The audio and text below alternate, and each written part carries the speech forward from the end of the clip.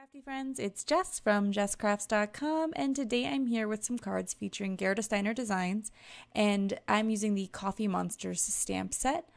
I will be using two different monsters from the stamp set and making two slightly different alcohol ink backgrounds. To get started, I wanted to show you the coloring of the monsters. I colored one monster before filming because I wanted to experiment with how to get some fur texture on the monster. As you can see, the illustrator Gerda has drawn in some fur on the edges of the monsters, and that will give them the look of being furry regardless of how you color it. But I wanted to enhance that fur with my Copic coloring. And so I'm going to first start by just doing plain coloring, just laying down the color like I would any other time.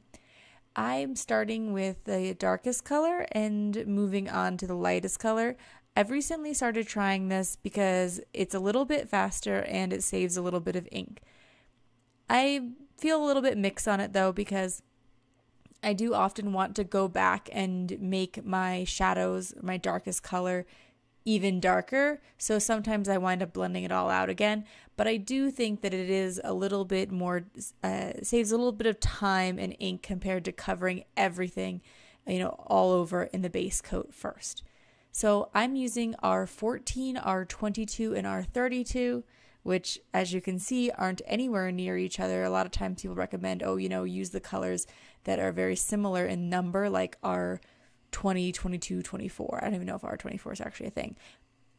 And I'm not doing that, partly because I don't have those colors, but mostly because I use the Sandy Allnack hex chart and let that guide me in terms of what colors that I personally own that can be used to create the look that I'm going for without necessarily buying new markers, like seeing what are some new color combinations I can make with what I have.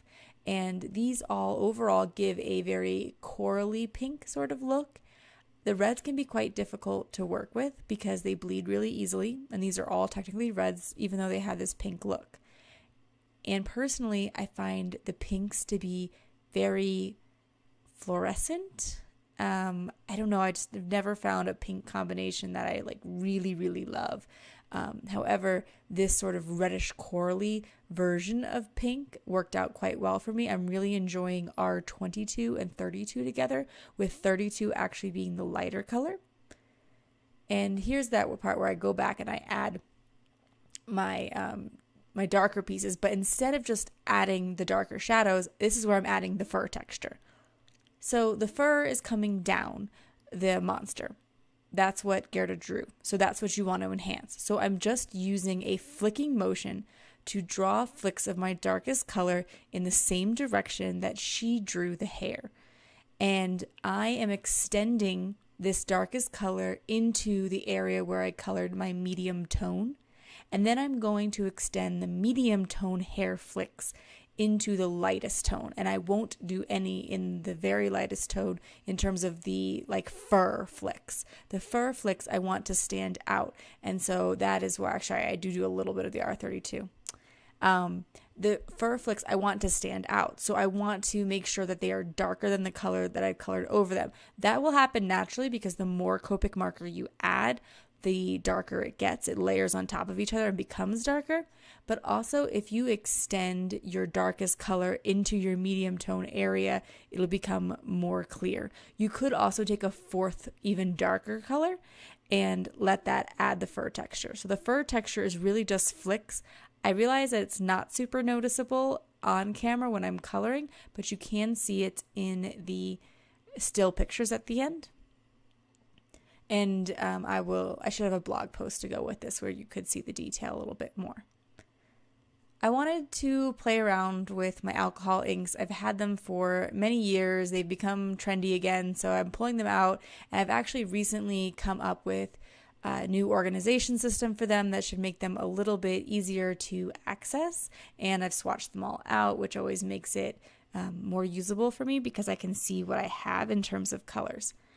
But for today's card, I'm using Yupo paper, and I am just kind of playing. I'm just putting down some splotches. I have a couple of different brown tones available. I know that the one that I'm using is hazelnut, and the other one I think is the terracotta or the rust color. I'm also using the gold mixative, and I wanted to use these colors because I wanted it to look a little bit like spilled coffee. It's not going to look exactly like spilled coffee because you probably don't have gold coffee. You wouldn't really want to be drinking that. But the other brown colors could kind of look more like that look of spilled coffee. I just added the gold for fun because, you know, add a little sparkle. I like a little sparkle if I can. So once I added the just drops of it, I wanted to add in some flicks because when I was doing the drops, I noticed they all wind up really, really big and you're losing a lot of the interest of it. So I decided to figure out how I could flick on some alcohol ink. I found that the gold mixative is really thick, whereas the other colors are much thinner. But I found that you could make the gold a little bit thinner just by adding a little blending solution to it, and that would make it a little bit easier to flick. But what I wanted to note is I am flicking with the end of my paintbrush, the end of a cheap paintbrush, not the brush. I'm just flicking on with the plastic, and I'm tapping it against my finger. And the reason I'm using the plastic and not the brush is because alcohol ink will absorb into dry on non-porous surfaces, and it could do a lot of damage to your brush, which was, I guess, fine if you use cheap brushes, but I would just keep that in mind. I certainly would not be using my good brushes with it because the only way to get the alcohol ink off would be to dip it in rubbing alcohol, and I don't know what effect that would have on certain brushes. So I'm just keeping it safe, and I am using the plastic end instead. And I was kind of having one of those things, I haven't played around much with alcohol inks, so I was having a bit of trouble of like when to say when to stop playing around with it. And so I kind of just keep going a little bit here and eventually decide that I have to just leave it alone, let it dry for a while, and see if I like how it turns out. And I wasn't really sure that I was liking it, so I wound up creating a second background because I thought I wasn't going to like the first one. I think that there's kind of a point with alcohol inks where it looks really pretty for a second, and you're like, oh, I just need one more spot of color, and then sometimes you can go off the deep end with it. So, but it's really fun to work with, and you can wipe it away if you don't like it.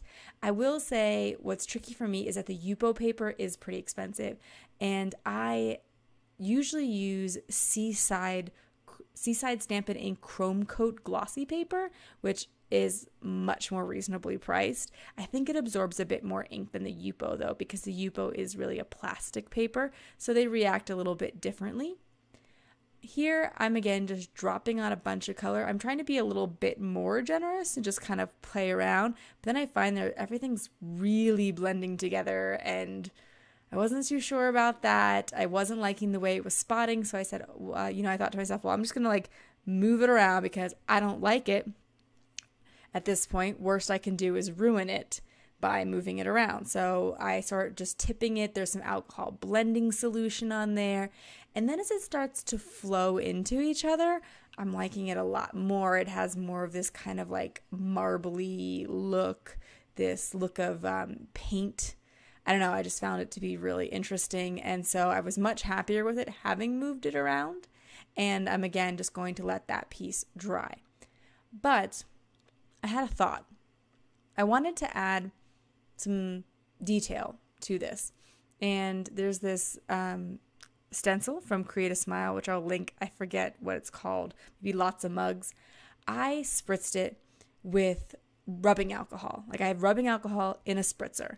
I spritzed the stencil with rubbing alcohol, picked it up off the surface, and then I basically stamped the alcohol ink with the stencil covered in rubbing alcohol, because rubbing alcohol is not going to damage my stencil. It will damage your stamps though, so I would not try to stamp with alcohol. It could really do a number on your acrylics.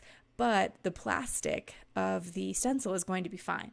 So I thought that was a really fun look. I think I'm going to try to do a video maybe just focusing a little bit more on that technique because it was interesting, and see what other effects and looks I can get by stamping with a stencil and creating those alcohol ink backgrounds. So I die cut both of the alcohol ink backgrounds that I created with the Distressed Edge dies from Scrappiness. I cut one a little bit smaller than the other. The one with the mugs, as you can see there also too, it's not a crisp stenciling by any means, but it's still a really cool effect. And I cut that a little bit smaller so that the white border would kind of help make all of that pop, and there would be no white of the Yupo paper around it, whereas in the other coffee splotch one, there's that white of the Yupo paper. I thought the Distressed Edge dies from Scrappiness went really well because it kind of looks like the monster maybe like roughed up the edges.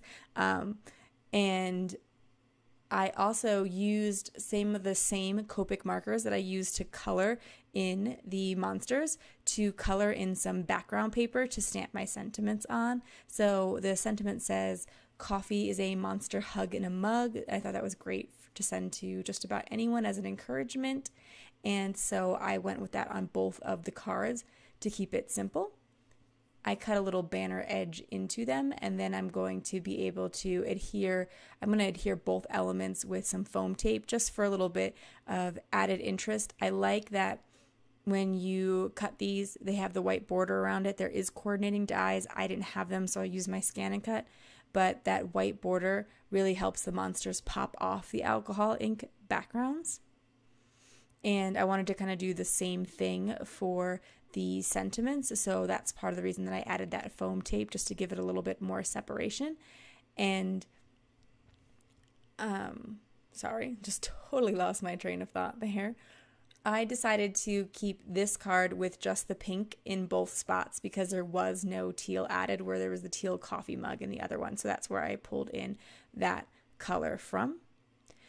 As you can see, it's not a perfect strategy to make your own colors of cardstock there, but it does make sure that everything perfectly coordinates. And so that is it for my 2 cards today. If you like this video, please give it a thumbs up. If you're interested in more crafting tutorials, be sure to subscribe to my channel. If you'd like to see more details about stamping with stencils on alcohol ink, let me know if that's a video worth kind of going into a bit more. And I will leave you links to all the products that I mentioned in the video description below. Thank you so much for watching. Have an awesome day. Bye.